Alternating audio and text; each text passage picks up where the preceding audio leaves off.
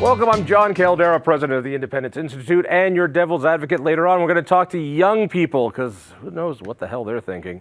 But first, the stoners. So, from Terrapin Station, Peter Marcus, former journalist, and even when you were a journalist, I never thought you were. Wow, that is really telling about everything. All the times I quoted you, it was really for nothing then, all the actually. times you misquoted me. It was, never once. It means it was for nothing if you didn't trust my journalistic abilities. Why was I quoting you? Tell me, Terrapin Station is one of the larger cannabis operations in Colorado. Terrapin Care Station is a mid-sized cannabis company, even in Colorado. We're national. We have operations in Pennsylvania, so kind of expanding out now, looking towards New Jersey, Michigan, elsewhere. We have 6 stores in Colorado. Have you figured out what you do there? The job title is communications director. That's funny. That's a great answer to a question I didn't ask. But I like to, get into as many lanes as possible. So.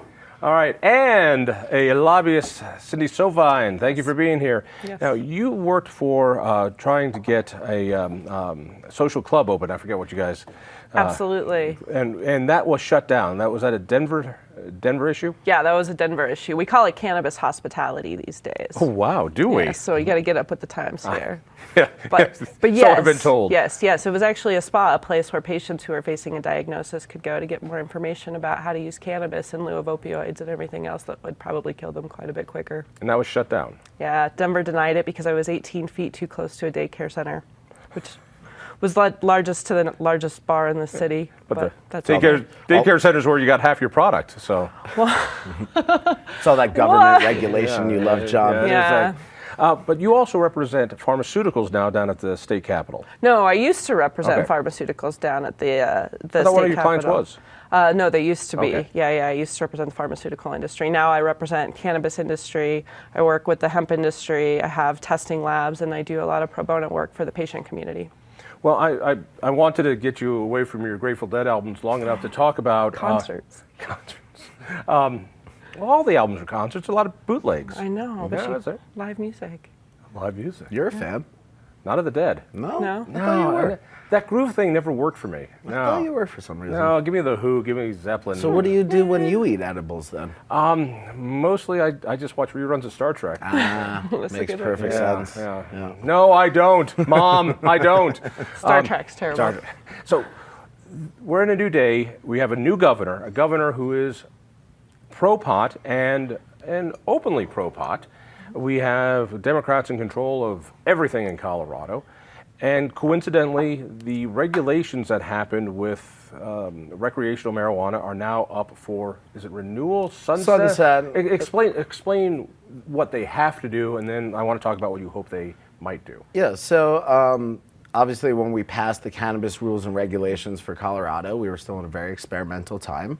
So the idea was, let's see how this is working, then come back and revisit it.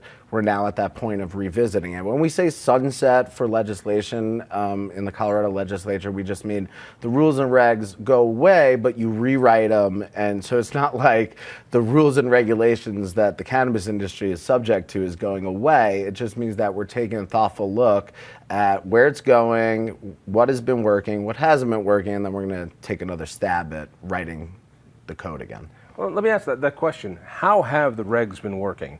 I've got to give the legislature some credit on, they took it seriously, and my sense was most of the regulations were working. There was a lot of worry about underage use and identifying particularly edibles. I think they really tried to hone in on that. What's the state of regulation in Colorado before it sunsets? Good, bad, indifferent? Yeah, no, I think that, we were the first in the country, really in the world, to do this, and they took a very thoughtful approach on what they thought that should look like. I think we're also the longest in now and have the ability to identify areas where there are room for improvement, things that we can do better, things that we did thinking that they were going to be an issue but turned out not to be and created unintended consequences. I think that there's a lot of things that we can look at. Let's go through those. What hasn't worked in the regulatory scheme in Colorado for pot? I think that the one thing that we really have overlooked all of this time is that we collect a lot of tax revenue on the legal sales of cannabis, and we have given no place for people to consume that cannabis anywhere in the state. In fact, we criminalize it when they do. So I think that's a big area that needs to be looked at and reviewed when we talk about what's happening. I think that seems like an expansion of the industry, though. I mean, that's what you're looking for is to have, the equivalent of a bar or restaurant, but with cannabis. Yeah, so it's so what she's talking about is the cannabis hospitality measure that's moving through the legislature. What we're talking about with that is, and that's going to be a standalone separate bill from what we were talking about in the sunset. We can circle back to the sunset, but for the cannabis hospitality legislation that we're talking about, what we're talking about is nobody had a place to go. So we did all of this. We legalized marijuana. Haven't you seen outside my office? Well, but that's the point. The whole point. That's the whole point, is that because people don't have a place to go, they are on the street, they are in parks. Right. And so last year we ran a bill that was more scaled back. It was only for existing retail dispensaries to have a tasting room. We passed the bill, the governor vetoed it. As you said, we have a new governor and a new legislature that is looking more accurately at the issue, in the sense that if this is going to be a normal industry like any other, as we've proven ourselves in Colorado, then we need to start taking steps in that direction. So that means getting it off the street, getting it out of hotel rooms, coming up with ways for people to be able to consume responsibly, get the education they need on how to consume and what those products are, so that they're not everywhere, like you said, outside your office, getting into trouble with it. And I would be happy to stop seeing you outside my office. It's not me, Jon. Yeah, never you. All right, let's go back to the sunset. So the whole regulatory structure of how this technically goes away and gets rewritten, I'm imagining that you're going to take big chunks. Yeah. What part of that works now? What will they likely keep?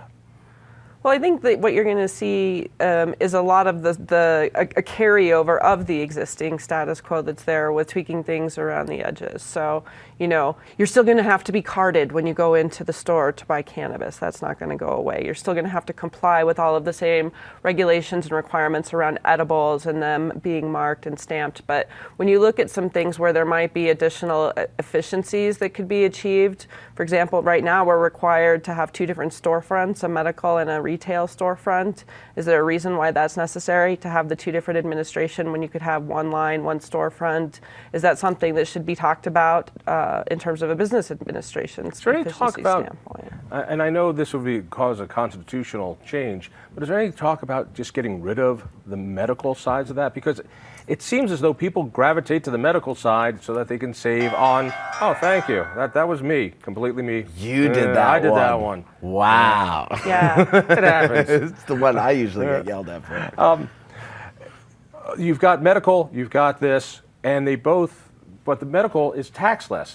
And so policy matters. Why not just get rid of that and make it all recreational? Yeah, so you're very astute. So one of the things that we're... Excuse me, I didn't hear that. You're right. I'm going to regret that, aren't I? Oh, man. One of the things that's being discussed is a collapsing of the two codes, the medical and recreational codes, into one. The plant doesn't know that it's a medical plant. It just knows that it's marijuana, right? So almost all of the rules and regulations that govern us is very similar between the regulatory aspects of the medical side and the adult use side. So the thinking is to collapse it. That's a line-by-line situation. My sympathies to the bill drafters for this. But yeah, they're going to have to go line by line, collapse the two What codes. does the industry want? If you had to choose one, I'm assuming you guys would want recreational and get rid of medical.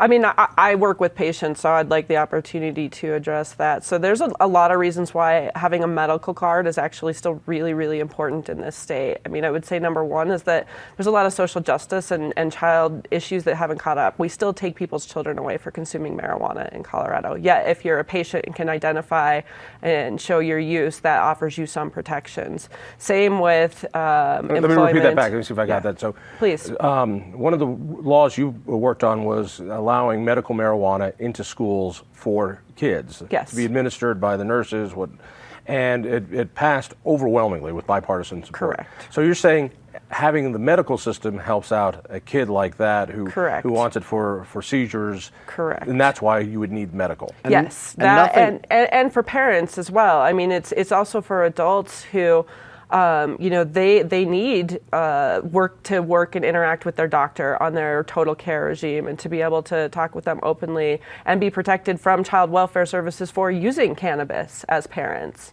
I mean, it goes both ways. It's for the kids, it's for the parents, it's So for the you don't people want that to see are these generally collapse. No. I wanted to clarify because I see where you're going. Nothing about what we're talking about makes medical go away. We're talking you about the create a rules line. and regulations that govern, rather than having a medical code and a recreational code. Got it. We'll just Right. have one code that addresses both issues. It's a technical streamlining, to be honest with you. But it's also a tax streamlining, which That won't change. Like, medical patients will still see their tax break and all of that. None of that goes away. So But would you want that? I mean, would you I want to want raise, medical patients to be given a potential tax break. Absolutely. I mean, we're talking about critical services for people, some folks who don't have enough money. I to would be get it. remiss if I didn't say, really, what is the percentage of people on medical marijuana that are using it for recreation? Yeah, and that's a personal choice for someone. Yeah, I mean, zero. But you're saying it's a personal choice for someone, but then you're saying we want to keep the tax break because it's medical. So we're saying, but then it's not medical. I'm saying it's a personal choice whether they want to go to their doctor and get a card that will give them the tax break, because really they can walk into a recreational shop and still get most of what Right. they're getting. It's a choice then that they make. We want to preserve that choice they have of getting the medical card. In terms of how you're dispensing this stuff, you're still checking IDs on the medical side and the rec side. No, I'm just talking about taxes. I'm Yeah, just yeah, talking yeah, about yeah, yeah. taxes. And don't tell me that people who have go and get the license, that overwhelmingly they're not just doing it to save money. Well, the reality to that is that it's very expensive to get the license. It's at least $250 for the average doctor's appointment these days to be able to get that. Then you spend another $100+ in order to Most do it. people don't annually. pay that. Most people get their insurance No, covered. insurance doesn't cover that. Well, no, insurance covers your physical. You're going to see a doctor. If you've got a doctor who's willing to write you, put you on the list, it's not like that's going to stop a lot of people. Yeah, no, it does. It actually cannot be paid for by insurance. Insurance companies won't cover it. It's completely separate. So that's why it actually costs as much as it does to see a doctor who is willing to recommend you for marijuana. We still have like 3 doctors who write 98% of the prescriptions for that. No, that's expanded. That It's is expanded. We now But- have a dozen. But think about when this thing started. Like, Right. doctors were afraid to do it. So you Right. only had a few doctors that were willing to take the plunge, and then they didn't get arrested, and they were like, let's keep doing it. There's some other interesting things coming also beyond just the sunset, is you're going to see, in addition to the cannabis hospitality bill we were talking about, you're going to see a bill around delivery, so allowing delivery of marijuana. You're going to see an interesting bill around publicly traded cannabis companies in Colorado, which some concerns are being raised over how it can intersect with the SEC and things like that. Obviously, folks who support it believe that this is what's giving them the opportunity to expand like a normal business. So you're going to see an interesting kind of skirmish there. Real on last the- question, we're over time, but will there be anything addressing the banking side of this?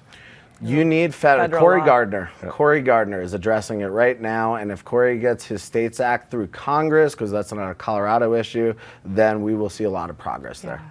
All right, thank you. Stay tuned.